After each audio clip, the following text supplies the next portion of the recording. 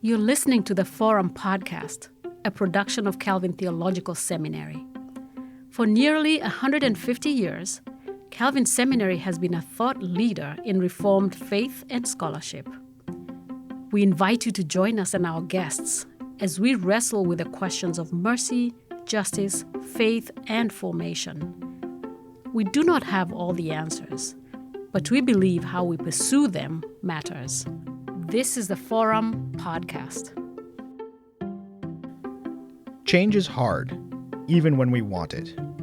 In this episode of the Forum Podcast, Executive Director of Community Counselling Centre of London, Ontario, and therapist, Dr. Alida van Dijk, joins Dr. Aaron Einfeld, Director of the Lifelong Learning at Calvin Theological Seminary, to unpack why change, personal or organizational, is so challenging. Drawing on the Immunity to Change framework, Alida explores the fears, hidden commitments, and emotional blocks that slow us down. Whether you're a leader, pastor, or therapist, you'll find honest encouragement and practical insight on how lasting change begins with you. Well, good morning, and thank you for being here, Alida, on the Forum Podcast. Thanks, Aaron, for inviting me. I'm excited to have this conversation with you. Of course, yeah. So for our listeners, Alida is the co-founder of Community Counselling London, which is a counseling center in London, Ontario, where she supervises the center, but then also is a therapist as well and does some practice. So we're going to talk about change today. And the concept of leading change and actually leading change from the inside out. So maybe we should tell our listeners about how we met. So Sure. Where did our paths cross? Let's tell the story there. All right. Yeah. So it all started with an email that came through my email inbox from Calvin Theological Seminary, letting me know about this opportunity for an adaptive leadership cohort, a small group of people, a small group of leaders gathered to get together in person first for a retreat, and then meeting monthly for the next 6 months after that. So that retreat happened in April of 2024. So that's when I first met you, Aaron. Yeah. And so we've crossed paths on a bit of your own change journey and the journey of trying to walk your own organization through some change. And Right. so I'm just excited to dig in and talk about that. So we're going to be talking about personal change today. But before we jump in to all that, why don't we just hear a little bit about what you do? So tell me about your role at the counseling center and what your daily work is like. Yeah. So yeah, I'm one of the co-founders of Community Counselling London. We started this counseling center, about 5 years ago. And it was a kind of a vision of myself and Patricia Berenson, who is the other co-founder, and Patricia is a colleague of mine who has her own for-profit counseling practice. She herself is a therapist and counselor. And when I was going through a job change, I met with her for coffee, and she asked me if money were no, barrier, what would you like to do? And I started to cast this vision for developing a center that would make counseling affordable for people.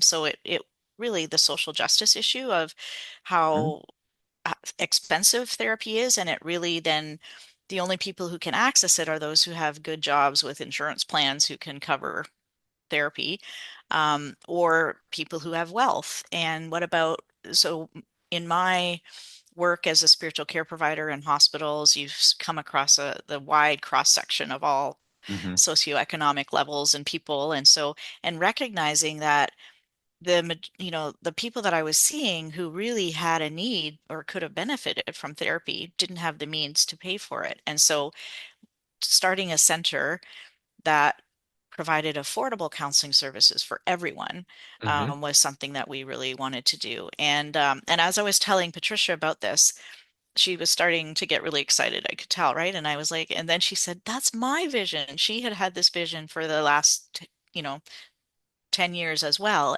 Even as she was working in her for-profit business, she had wanted to start something that also could be accessible for everyone. And so Yeah. out of that is where we kind of came up with a model where we could make that happen. And Right. the interesting thing is that our model is that I'm also a certified supervisor educator, so that I can supervise therapist interns. So that's kind of how we created our center. So not only are we supporting clients in change, and through therapy, but we're also growing, and supporting young professional therapists, to learn how to Hmm. be therapists. Excellent. So a couple different angles, right? A couple Yeah. different ways. So in your work, in the organization and in your practice and career, you alluded to it. You help people change, whether it's the way they see themselves or their emotional or spiritual kind of mindset or actual behaviors. Hmm. What have you observed or learned about humans and change? I'm going to leave it way broad, so you can take it Yeah, whatever yeah, direction you want. Like, yeah, yeah. what should we know about change? And So change is really, really hard. Um, and people like clients who call and make appointments and want to come for therapy, people you call when something in your life it has reached the point where you have to do something about it. hmm And so people are motivated. That's the thing about therapy.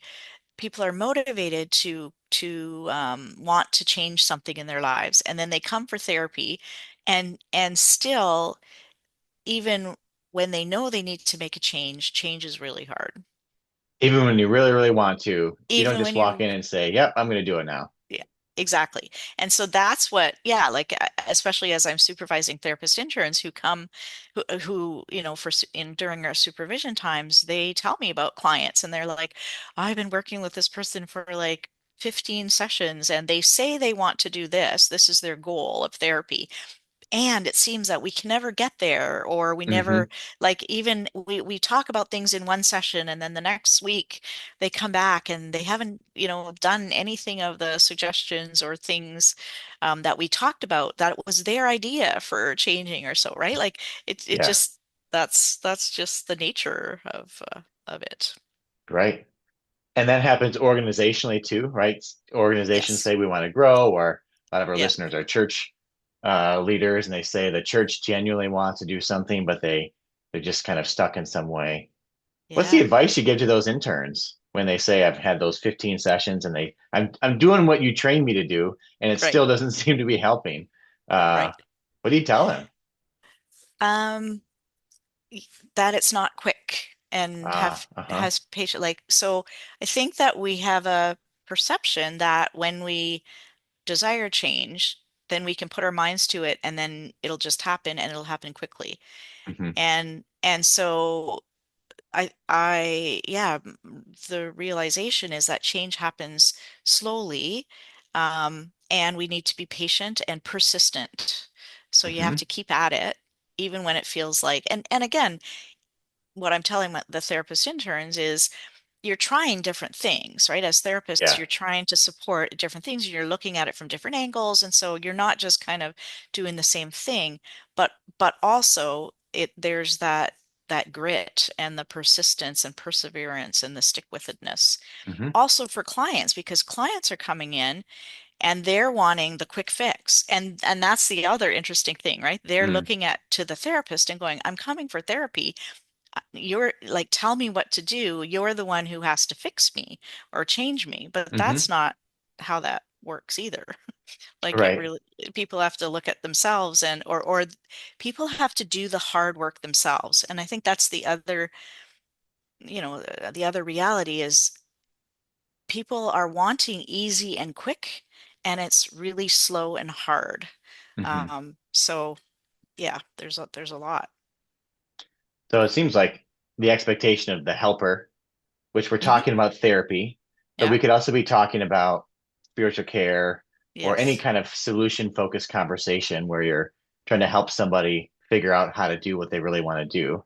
Yes. Um, I guess that's where our change cohort comes into play. So my colleague Wendy Fisher, who's a trained spiritual director, she actually trains spiritual directors as well. We created a cohort designed to help leaders make progress in helping their organizations change, which you just talked about how difficult it is for an individual to change their one behavior. Imagine the complexity of a church that has all these different agendas on the council. Right. So we wanted to really support change, people leading change, Mm-hmm. because oftentimes, almost similar to a person who sometimes your livelihood of a behavior change is required, like for health reasons or other reasons, and similarly, organizations in order to survive are needing to make some changes. So, uh, we took the approach. I'll just say, of course, we have done this cohort together, but for the listeners, um, maybe the novel approach or not so novel. It's backed by like 30 or 40 years of research of teaching change. As we said, well, let's see how hard it is to change ourselves, and maybe that's the playbook for change in our organizations. Um, and so the approach we took in the cohort is that what's going on is that people are genuinely committed to those goals. They want to get healthier. They want to have less conflict with that person in their family, or they want to start managing their health better. There's genuinely a desire for change, but we introduced the idea of a competing commitment, right? That Right. although someone is committed to change, they're actually often subconsciously and unknowingly committed to staying the same at the same time. And so it's like someone driving a car with a gas pedal on full blast in counseling, but oh, they have the e-brake on actually, and Yeah. there's smoke and there's squealing tires, and maybe they're making a little bit of progress. And so sometimes we have these commitments to change, but our other commitments kind of have a hold of us, and those are based in preserving ourselves from the danger of change. Mm-hmm. Um, so without going into a whole lecture about that, that's the idea that we went at, and our teaching approach. So what we did is we realized that there's like a worry that's driving or fueling those competing commitments. So um, let's take a simple example. I'm committed to losing weight, but I'm also committed to enjoying my dessert. Like that's like the Right. two commitments. Now there's a lot more complexity with some of these other commitments, but that's the idea. So my main question for you is like, what was that like for you? Help us. What wisdom do you have from trying to navigate your own change in order to lead some change in your organization? Yeah, what was that process Yeah. like for you? Yeah, it was really helpful to the concept of immunity to change, right? Hmm. Like, so looking into what is the worry, or what's a kind of a buried belief or so that's acting as the break, even though so as the leader of the Community Counselling London, um needing to find secure our financial Yeah. resources for financial sustainability, and kind of it's like my role as executive director and not really being good at fundraising and development. That's kind of what motivated me to sign up for the Mm-hmm. adaptive Hmm. leadership cohort in the first place. But then the process of learning about the desire for change, right? The external, like this is what has to happen, and yes, we want to Hmm. go there, and yes, as a leader, I need to support my organization in getting there. But then starting first with our own like personal awarenesses and looking at what that worry was, and being introduced to the concept of immunity to change Hmm. was really, really helpful, Hmm. to recognize what that break is. The brake is on full blast as well as the gas or whatever, to recognize that. And so um I just remember, and Aaron, you and Wendy's leadership of the different Hmm. components as we could reflect on this, and that exercise of really looking at the underlying assumption or the underlying belief, and realizing that my chief worry was, and it was a surprise, right? Like I think that the Mm-hmm. process in your leadership of getting us to reflect on that at different, it's like slowly at different through a Mm-hmm. four-part process Mm-hmm. Yeah, there's exercise or four whatever. columns. Yep. Yeah. And the surprise was when I suddenly realized what that part or what that underlying assumption for me Mm-hmm. was, which was, I'm the only one who can save this center, or I'm the only one who can save this organization. And that was such a revelation to me that I'm like, oh, I didn't realize.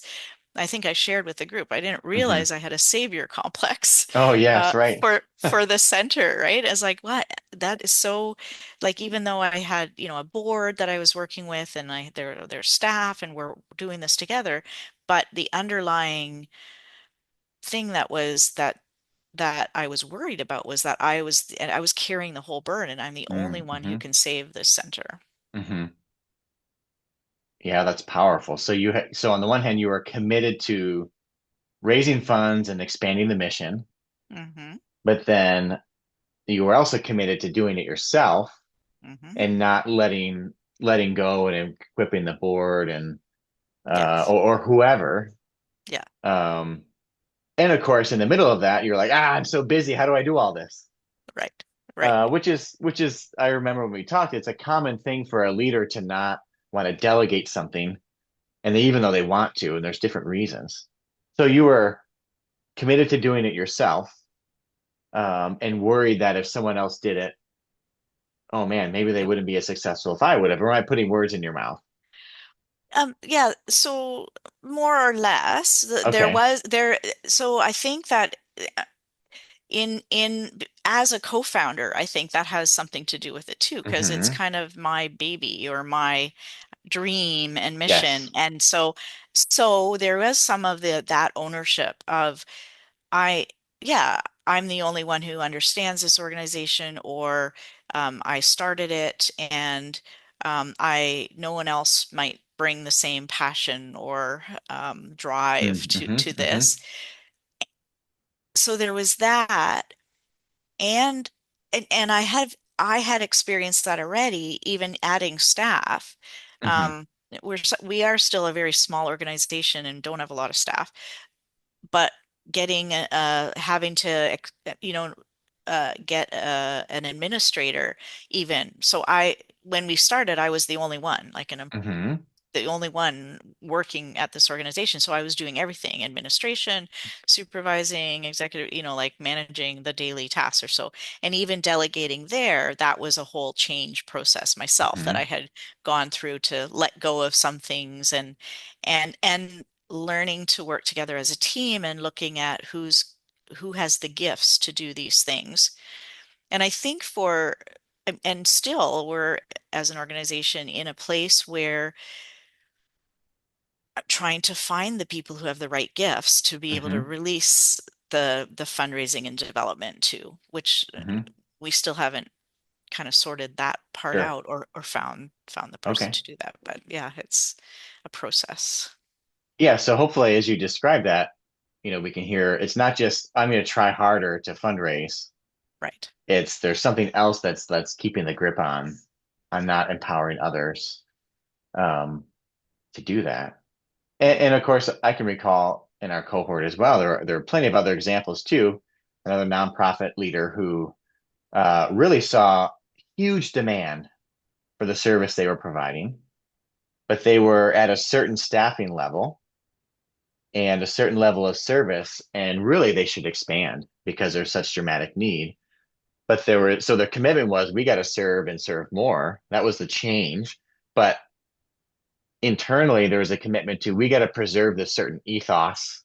We don't Mm, want to lose who we are. Almost like an identity crisis for the organization that we would have to become more bureaucratic and bigger. And so we're committed to never doing that at the expense of serving more people. And so right. I'm saying that as another example for our listeners and thinking about how sometimes our subconscious commitments can keep us from doing the thing we really want to do. Yeah.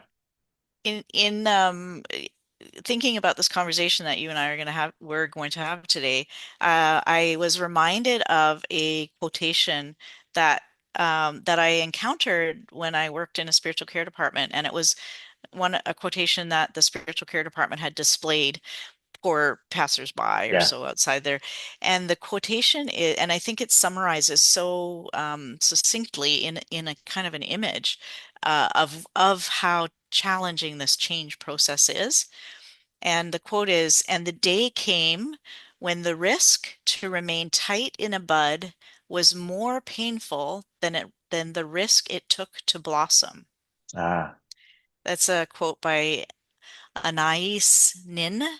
But the the quote has in it the concept of the pain and the Mm-hmm. risk Mm-hmm. that change requires.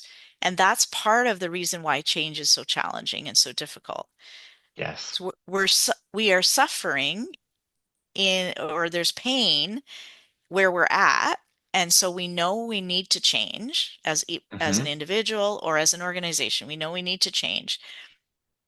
But and there's but we need to come to a tipping point of some sort where it's more painful to remain where we're at than Yes. it is to endure the pain and the risk of being willing to change or blossom. That's wonderful. That's so well said.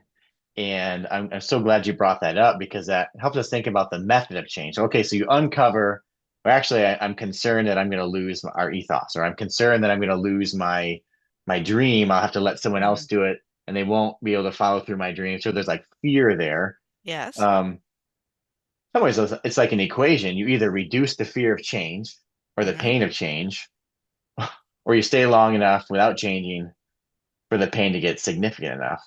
Now, what's interesting, and I'm curious your reflection with clients and or patients, people that you work with. Oftentimes, we're paying a price for not changing that we're not aware of.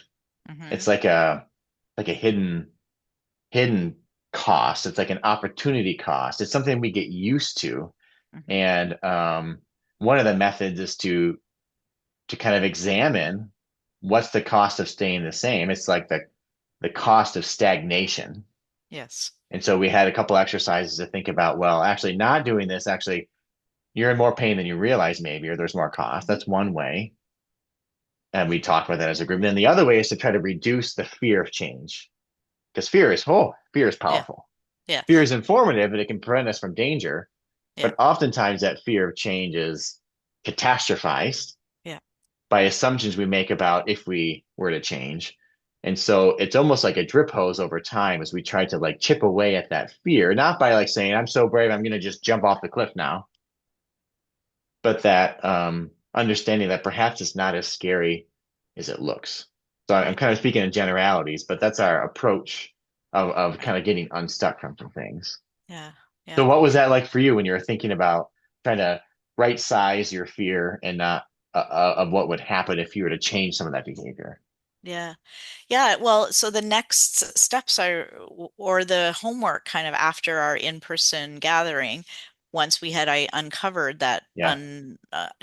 or that belief or that immunity to change assumption that we were making, and that the assignment kind of was to find ways to test out that assumption. Yes. So, so my commitment was to go to the board at one of our board meetings and ask the board um, the question, right? If I got hit by a bus tomorrow, and I, Yeah. what would happen to the center?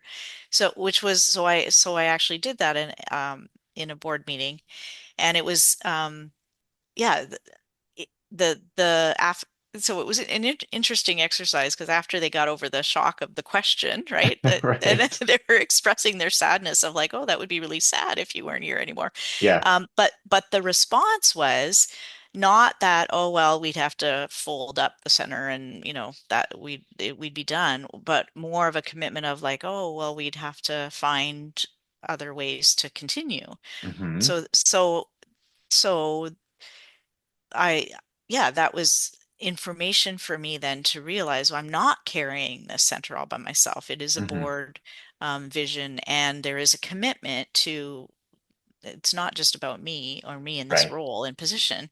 The center would continue, and yes, it would be challenging, but there would be a will and a motivation to keep on going. That's a great example because that's showing how it's like, oh, maybe there's some evidence here that Mhm.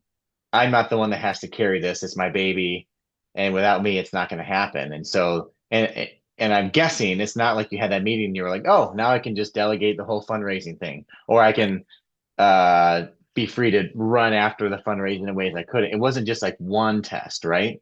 right. That yeah. So Well, and even now today, I still have um, that underlying assumption doesn't just go away. I think it's a daily or a I'm aware of it.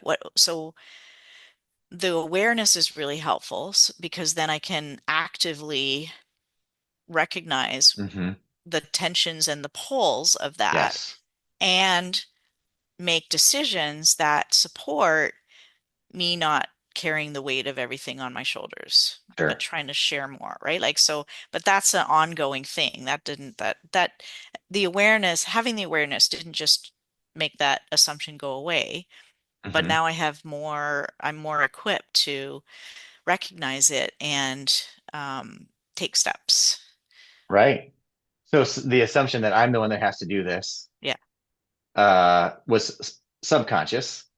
It Yes. raised to the surface, and it's still Yes. there. And then it's kind of becoming. It takes work to not let that control your behavior Right. over time.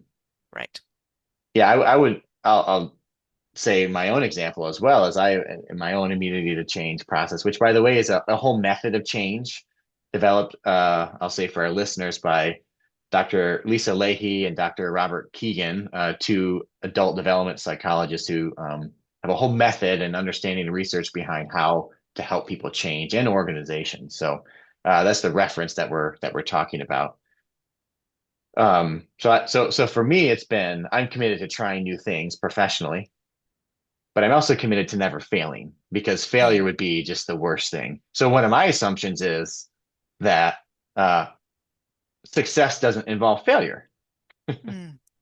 So if I were to fail, that would show that I'm not successful. And of course, as you say it out loud, of course, success involves failure. But um, trying new things, I was hampered down by this fear that if it didn't work, I would never be able to, it wouldn't be successful. And so I'm just relating to you and saying, yes, for me too, I've done my own Mm. testing and I'm aware of that in myself, but I have to kind of convince myself. It still takes some work to say no. Not that I want to fail, but if I do, okay, that's a part of the process of learning. Right. So just trying to help with some examples as people start to imagine maybe what they are wanting to do, but might be kind of bound by this other concern or some assumption. There's another or a very vivid example that I have from the therapy Hmm. world is working with women who want to leave a situation of interpartner violence or domestic Oh, okay. violence, and the research has shown how long it takes for someone to actually leave a situation like that. Hmm. So yeah, there we have a client or clients at the center who are in these situations. Hmm. And again, as therapists, it feels like having session after session, just hearing and hearing someone's desire and knowing maybe that it's not a safe situation or that they could leave or there's shelters Hmm. or Hmm. things that they could go to, and yet um, it's the client who has to make that decision ultimately, and it's their life that they are living, so Hmm. they're the one who has to somehow overcome. But that's where that the suffering that somebody is in a current situation, Hmm. people stay in it because it's the familiar. It's too risky Yeah. to shift to something that they don't know. 'Cause, and Right. it is and it is an unknown. So, as we can't guarantee as therapists, so your life will be better once you Yes. leave. Um, yeah, that's just such a vivid tension. Yeah. In such a compelling, visceral Hmm. example. Hmm. Sometimes I've heard it said, people will prefer the devil that I know versus the devil I Yes, don't know. exactly. Yes. Um, so speaking of this, so thinking of the cohort experience or just your professional experience with people, helping them through these change processes, like stepping out of an abusive relationship. Um, what have you learned about yourself as you try to help others? So I'm going to shift it from you're talking about changing your own behavior. Let's Mm-hmm. talk about you as a helper. So many of our listeners are helping others, whether it's a form of, hey, it's a discipleship process, and people are trying to um, exhibit different behaviors and different ways of being as pastors or things like that. So, what advice do you have, knowing what you know now from your own experience about competing commitments as these hidden barriers people see and experience about helping people change? You can't do it by yourself. And that's Huh? why that's why I think that the the cohort experience of the adaptive leadership cohort was so valuable to gather 12 people together and to learn about other, what's Mm-hmm. going on in other people's situations, even though it's not the same as my own, but we're we can journey together. Yeah. And so when I came back, or like after, came back to London after being away for that adaptive leadership retreat Yeah. and then meeting virtually.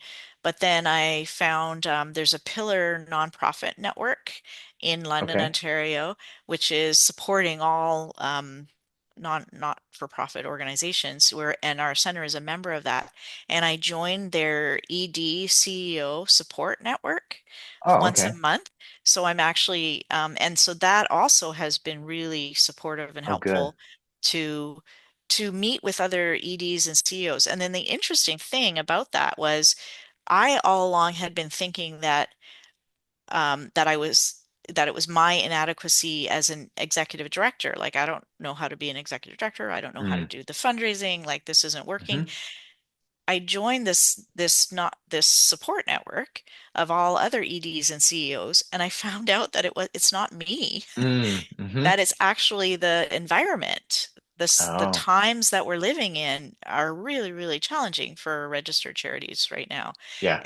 There's smaller pots of money and everybody's competing for the same amount of money and grants aren't coming in. And so that was so, yeah, it removed such a barrier and such a weight. So in trying to help and motivate other people to change, it's really, really helpful to be talking to other people. I don't know if you can get, I mean, s- perhaps some people can, right? Just be Hmm. really within themselves. But I think it's really helpful to speak to other people, to find groups that can help you, Hmm. or I mean, even when somebody comes for therapy, they're talking to somebody else about it and Right. receiving that support, Right. which is gonna, yeah, I think that you potentially will be more successful in achieving the change that you desire when you're not trying to go it alone. Right. Yeah. Oftentimes there's frustration or guilt or shame people have like, why can't I just do this Yeah. thing better? Why can't I Yes. commit to my own Yes. spiritual practices? I'm teaching about it. Or why Yes. can't I do fill in the blank? So having that perspective outside of your own self gives you some self-compassion, right? That's what I heard you Yes. saying. Yeah, exactly. Um, Yeah. and actually to bring the research in it, like you said, some people can just change. Mm, Like I decided to change, or maybe the white knuckle approach, the New Year's resolution approach. yeah. But the research say on people who are diagnosed with heart disease, and we talked about this in the cohort, is only 1 in 7 people who are diagnosed with heart disease and are told essentially you've got to change Hmm. to survive. Only 1 in 7 actually make those lifestyle changes. And that was actually the prompting that got the psychologist thinking of like what's going on here, and that resulted in this whole tool that we use Mm, called the immunity to change, and there's a whole book and everything. So that's a long way of saying for the 6 out of 7 of us, we right. need other people. Yes. Yeah. And we need some other perspective, some encouragement, some accountability. And it's not just do it, but Right. maybe there's something else going on that we can be freed from or healed from. Right. Yeah. Yeah. So what's the most common piece of advice you give clients about this topic of trying to achieve whatever they're trying to achieve? Or I know because of you're a therapist, you're not telling people what to do. Maybe what do you wish Mm, you could say? right. Or, Right. or wish people Well, could just know and internalize about yeah. changing. Yeah. Just supporting, I mean, I think I mentioned it earlier, but just supporting people in recognizing that it's hard work and that it's not easy and that it'll take a long time.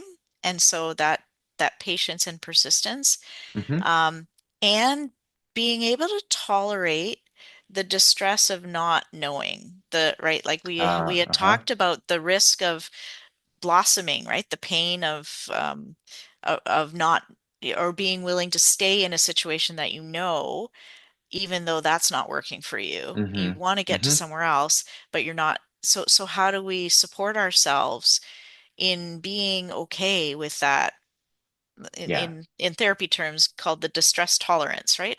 Oh, okay. How can we tolerate the distress of not knowing what the new thing is going to be like, what it's going to be like once we change, Yeah. um, and being willing to risk that. Right? And I really like the cost benefit analysis, right? Like Hmm. what's the cost of staying the same? And you can also look at what's the benefit of staying the same, because there will Hmm. be, it's not all bad where you are, right? Like Yeah. but then also what's the cost and what's the benefit of making the change Hmm. that you want to make. Hmm. Um, the radical acceptance is key too, of recognizing where you are right now and accepting kind of your current circumstance and situation. I Hmm. just again had a client who was coming to terms with, so the client had a genetic disability, but all their life kind of had denied the disability, right? Or like, Hmm. no, I'm the same as everybody else. And so really having to sit down like and look at it squarely in the face and go, no, I actually have a disability. Yeah. Um, and and so there's a radical acceptance there, which is counterintuitive, both probably for organizations and for Hmm. individuals, right? Because it's like, no, why do I want to accept this? And I've actually had clients say to me, well, you're telling me radical acceptance. Why would I want to accept this when I'm wanting to change it? Hmm. And, but the reality is that as, yeah, you're looking at kind of the point where you are in the here and now and have to accept that reality. Hmm. And once you've accepted that reality, I think it has a lot to do with the self-compassion, right? You have compassion for yourself of where you are right now. Hmm. That actually is going to do more to move you toward changing, um, than denying, continue or to not have that awareness about either your Yeah. big assumption Yeah. or the thing that's holding you back from changing. So radical acceptance of that. And then a principle that I use all the time in therapy, I'm talking, change feels big and it feels like, and clients, it's like, I want to get there right away, like Yes. tomorrow. And then we're always going in incremental steps. And so my favorite phrase is, what's the one thing? Mm-hmm. What's the one thing that I can do between now? And I guess that's where the cohort was so helpful. As we met monthly, um, there were kind of like, so what's the one thing that I'm going to do between now and Yeah. next month? That's the accountability, right? You're not making this big leap and changing everything, but what's the one thing that I can do today or now or whatever? It breaks it down, a seemingly impossible task, breaks it down into a doable one thing perspective. Yes. Yeah. Yeah. What I love is you're adding something to the cost benefit equation of, uh, is there an achievable first step or just next Yes. step, something you can Yeah, next achieve step. that's Yep. small enough? Yes. Yeah. Um, Building for success, right? yes. You Yeah. don't want the step to be too big that you're not going to be able to do it, because then you throw up your hands and go, oh, look, there's the failure too, right? Oh, I failed. Right. I can't do it. Might as Right. well just stay where I am. Right. Right. Which, just taking it back to our kind of change approach, there's a shorthand way. There's a whole method we use, but for the listeners, there's a shorthand approach of thinking about the one thing you want to do that you're not doing and asking the question, what would be the worst about if you actually did it? Like, Mm, what would be the worst about that of right. actually doing the thing you want to do? And then that's your clue to like the fear. Right. And then of course the commitment to not experiencing that fear. So that's a kind of a shorthand way of trying to get to what is it that might be preventing you from doing the thing you want to do. And then what I love in the context of your kind of making an actionable step is it's not never being afraid again. No. It's embracing like, oh, maybe I am afraid of failure, or I am afraid that this thing won't happen. Can I move it from a volume 100 to 97? Right. Yes, And isn't exactly. that progress? And then from Yes. 97 to 96. Yeah. Um, excellent. Yeah. So the last question I'd like to ask guests is what gives you hope? Hmm. Change and transformation can happen. Mm, I've seen it. I've witnessed it and I've experienced it in my own life. Um, so yeah, that gives me hope mhm. that we can change. Yeah. That's great. I have nothing else to add to that. A great way to end the episode is that it is possible. And so hopefully Hmm. there's some encouragement um, for the people who feel stuck. So thank you. Hmm. It's been a pleasure to talk to you and hear about your practice some more and about your experience. And I appreciate having you on. Thank you. My pleasure.